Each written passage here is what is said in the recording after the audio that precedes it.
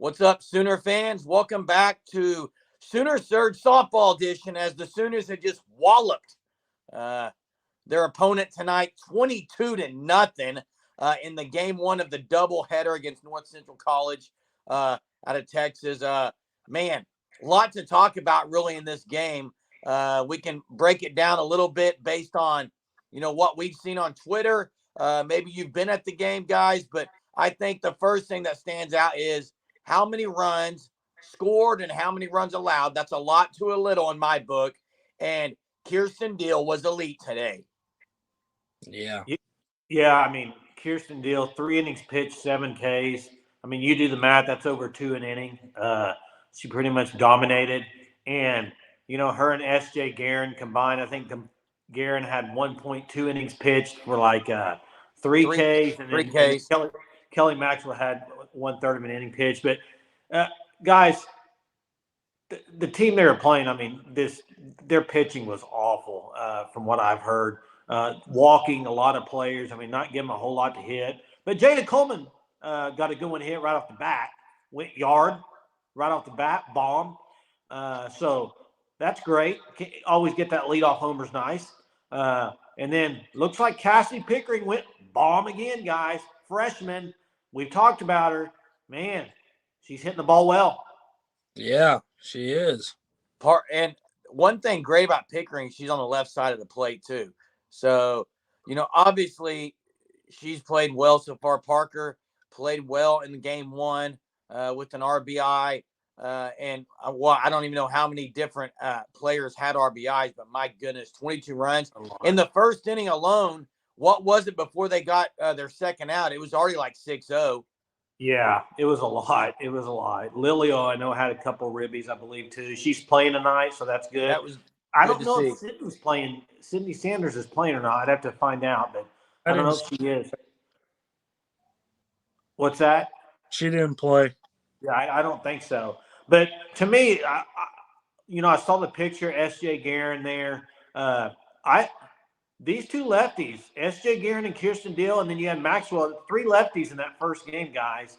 And Deal's got some velocity. She really does. She's we talked about it earlier in one of our videos about, Patty going to middle reliever or closer if she ever decided to do that. I think Kirsten Deal would be dominant in closing. I'm not saying she won't be a star. I'm not saying that. So don't jump on me, viewers. I'm just saying I could see her being dominant in that, but I could also see her being a dominant starting pitcher. I think she's got great stuff. That's exactly what one of our sources said tonight, too, is just the stuff she has. Unbelievable from what they were watching tonight in game one. Yeah, other things that, I mean, it's hard to pick out anything. This game was obviously not televised. We had someone there that was at the game, but what the deal is again, you put up that many runs and the freshmen continue to stand out. Again, this team they played was not good, and we'll see what happens here in game 2 that's going on really as we're recording this. So we'll have a video on that immediately after that game is over. But, I guess if you could say one thing that stood out from game 1 tonight, what would it be, guys? The freshman. Pickering, another bomb. Pickering. To me, I'm going pitching, and that's Kirsten Deal. And S.J. Guerin, because I believe S.J. Guerin pitched good last week in the Battle Series as well. We talked with S.J. Guerin. She came on the pod, and she talked about how last year was great for her because she got to sit with Rocha and kind of scout teams and go through the pitches and all that. And I think that's really going to help her this year, guys. I really do. But we're not going to tell a whole lot from games like this because the opponent is just, you're just not going to tell much. I mean, we'll be able to tell more when the Battle Series, when they play each other, than you will this. Jeremy, you played baseball growing up. If you're playing against a team and they just can't throw strikes and stuff, and maybe that's even more impressive if they got 22 runs because sometimes that can get a little, I don't want to say boring, but when you just can't get anything to hit, when you do get the one, you got to capitalize on it. Yeah, and hey, I just think that, we've said it on here already. We think this team this year is actually going to be scoring more runs than last year's team. At least I've said that. I think they are deeper, especially with the freshmen. They got, I think they got more power this year, possibly in some areas, and I think it's going to show across the board. And I think Patty Gasso is going to use. She's got so many options at the extra hitter to kind of go around and options from both sides of the plate for pinch hit rolls. I mean, this is just again super exciting. 22-0. It's a football score, pretty much in 5 innings on the diamond. Yeah, and that's the thing. It's only 5 innings, 22 runs, and the next game's only going to be 5 innings too. What time is it right now? 9. This may go almost until 9 midnight. o'clock. I mean, unless they can get some outs on OU, this game may go till midnight. The first game was almost 3 hours, guys, for 5 innings because they just kept batting. I mean, and you mentioned it, Jeremy, with the hitters. They got a lot of flexibility, but guys, they lost Jordy Ball, but this pitching staff's deeper than it was last year.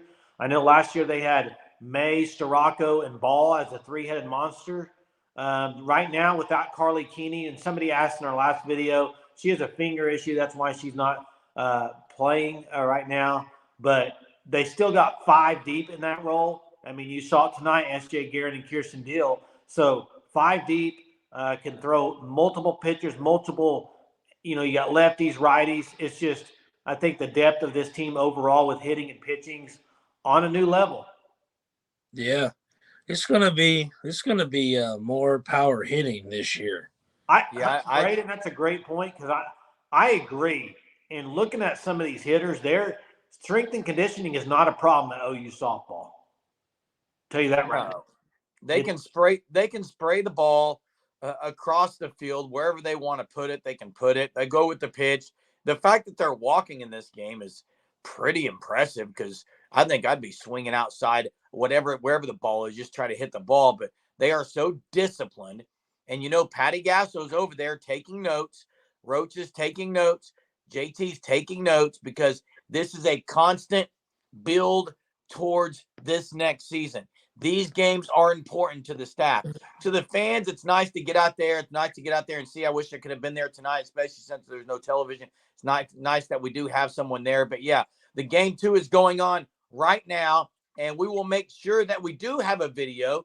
So make sure you are subscribed to our channel here at the Sooner Surge. You can see the link down below.